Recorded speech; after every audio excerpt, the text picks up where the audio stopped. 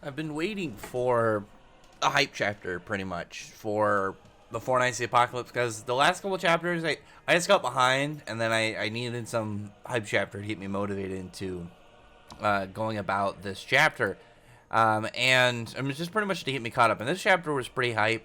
I mean, Gowther coming back was pretty cool by itself. I didn't think he'd be the first of the sins to make a rebound. Like that was really surprising to me. But Gowther in this, it was funny how Ard was like trying to figure out if he could see him and which way or not, but it's a spell that if you're within 10 miles, you see Gowther as this old man. And it's one of those things with Gowther, like I always remember obviously that he's a doll, like he's a doll that's been given life. Like that is literally Gowther's whole setup.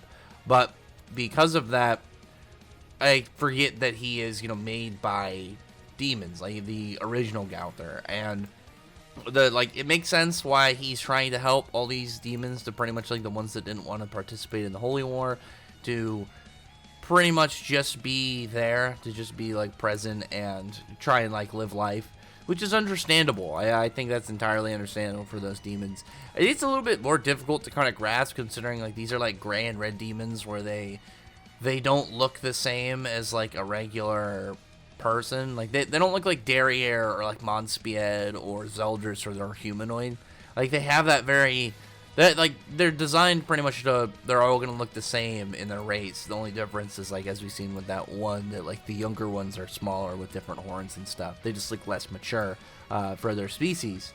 But Gowther in this was pretty cool. I like how he's working over Ard in terms of like actually demonstrating capabilities. Easy, like not even a problem. He's like explaining who he is, and then Ard is obviously like, oh shit, like this is one of the legendary seven deadly sins. He's already got like the archangel goddess Amber. He's already pretty much just saying like this isn't a problem with him. He's pretty much already got those demons back. Ard's doing his thing, just kind of like unsure what's going on. He's trying to like defend the kids, and he's just trying to escape Gowther. I really like the way this cliff has like this big gash with like a walkway in there. I thought that just looked cool. And then we see another one of these animals, obviously a bad sign, as it means that somebody's familiar. And Gowther's trying to mess with them. Like Gowther being able to do stuff with like the whole undead crystals and stuff makes sense. Like with this whole memory manipulation, he's not even really alive. Like he is, but he isn't, kind of thing. And he's letting Ard see his daughter Connie again, which is nice, something for him.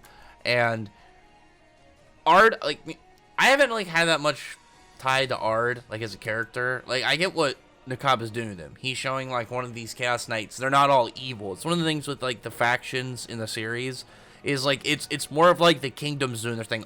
Like Arthur and the people at the top, like Arden's, definitely bad people, but it doesn't mean there's not good people mixed in with them. Similar to like how the demons are, similar to how the Goddess Clan are, all of them. Even a good example is even in Seven Deadly Sins, as we saw with like the Holy Knights. Even in the first arc, there were people that were just kind of fighting for their side versus like members on their side that were just evil. But Ard's magic is pretty weird. Not in a way that like it's like I've seen age reversing abilities, but Ard is a knight, and like when I've seen like the two other people, like off the top of my head, I'm pretty sure there's a character Jojo, but I don't know his name. Like there's a character in Fairy Tail does Doriat, and he would like, he's a demon modified person. He would eat the people that he turns into children. And then there was like a girl in Medica Box who would turn people into babies and then like pretty much wear them as armor to make it so like people couldn't fight her the same. Like something like that I could get, because it's like one is a monster, one that he's eating children, one is like this girl's using them pretty much as like a shield that most people aren't going to even attempt to attack through.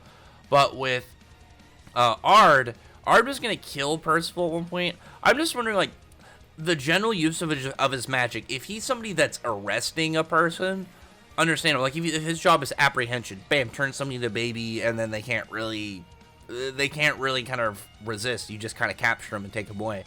Whereas like in a fight, that would be weird, especially with his backstory. Because say he actually like he does this regularly to kill people, and I don't think he does. It doesn't seem like his character.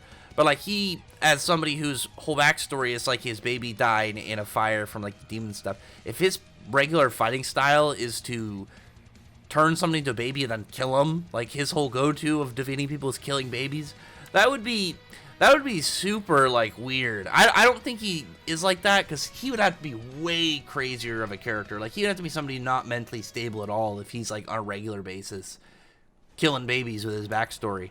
But I don't think he was. I'm guessing that he's somebody that like was only after the demons. He's not one of those people that would kill humans regularly. But there's like a part where he meets Arthur, and Arthur's like saying how he would ask him if he'd like to see his daughter again. There's some stuff going on that, and we're seeing it more from Arthur's side, and how I like how Arthur is kind of relatable and understanding like death and like people dying to them, because like Camelot got wiped out. He obviously blamed himself. They did a really good thing with the movie and adding that he buried all of the dead, people of Camelot by himself, like one-on-one. I thought that was pretty good, and I think it would make sense why he can kind of sympathize with somebody like this and know how to talk to him. But then at the end of the chapter, like, we have these two giant javelins, like these spears getting thrown. Obviously, like a big kind of callback to what happened with Gowther early on in Seven Deadly Sins. I don't imagine this is Gowther. I would assume, because of the familiar, this is another Chaos Knight who is attacking. Like, maybe it's Deathpierce or something, because he's somebody who was like strong in comparison to other characters at the end of Seven Deadly Sins. Like, the majority of the characters in the verse, he was stronger than. Lots of humans and stuff. Like, he definitely had more power than like the average Holy Knight and stuff. But I don't imagine it's Gowther. One, it doesn't look like lightning, but also I'd be wondering why he did that. But it would make sense why Deathpierce and like anybody on that side would be against the demons. I remember like there was a thing at the end of the series where like he randomly would mention something about like being against the demons and killing demons and stuff. So it makes sense why he'd be on their side. I'm just wondering, like, I feel like with this kind of callback, this reference, it has to be a character that is pre-existing. That's just a guess, though. But Gowther goes and saves Percival, who's the first person that's being targeted. And then the second person, I'm guessing that, like, it went more for the area. I'll be surprised if it's that Anne. I mean, this could easily be Ironside. It would make sense if Ironside went after Percival and Anne, because Anne pissed him off the last time that they got, like, they encountered, in her arc. Because it looks like it's going after her, like, targeted her, and then Ard goes and picks her up and then says, like, go be a great woman. I thought that was pretty cool. Like, it was a really nice way to make usage of a character who's really small and not that important. Like, obviously, Ard isn't a big character. He was just introduced. He's a bad guy, but he's, like, his whole thing was he was kind of an understandable bad guy. And here, you can understand why he's kind of relating baby Anne to his daughter. And I thought that was just a nice way to end out this character. This is, like, that's another one to kind of compare it to within the same series. Is I remember when Bond's whole thing with his stepdad showed up, and I was like, I don't really care about him because he kind of just appeared, and it was like, you got a little bit of Bond backstory, and then he kind of got killed off and stuff. Whereas, like, this, I think this was done better because it was with a character that wasn't supposed to be important, that Nakaba gave a very understandable, specific character tie. So, like, Annie in the future is obviously going to have ties to this event, and I think this is going to definitely be valuable for her character moving forward. This is definitely, like, a good way to utilize stuff with, like, her, because we know about her stance on, like, Holy Knights and, like, the idea of, like, these knights in general. And now she just met this Chaos Knight when she was already kind of, like, having issues with, like, trying to talk to people, like, the knights that weren't bad. It's like she met one that genuinely wasn't bad. It was more of just, like, his own kind of, like, warped feelings and everything that kind of, like, put him where he's at now. I thought this was good. I thought this was actually a pretty good chapter.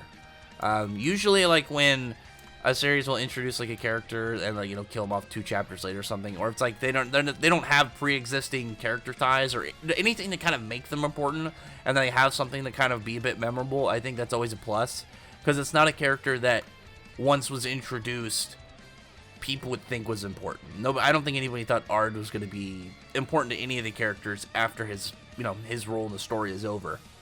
But I think Nakaba did a good job with this one. We'll see. Obviously, this is set up for Annie, so, like, we got to see where Annie's character goes from here. But I think this was a really good starting point for something, because clearly he emphasized on her with, like, the dude's daughter and stuff, and then him saving her, well, like, in his, like, death moment, is gonna have some larger scale impact as to how Annie's character goes. It'd be weird for him to do this and not continue like where this piece of the story goes for her moving forward. But anyway, other than that, they'll call it below. Thumbs up the video, prefer the like button, subscribe button, check out my other videos. But that, appreciate it, subscribe. Thank you all for listening. Bye.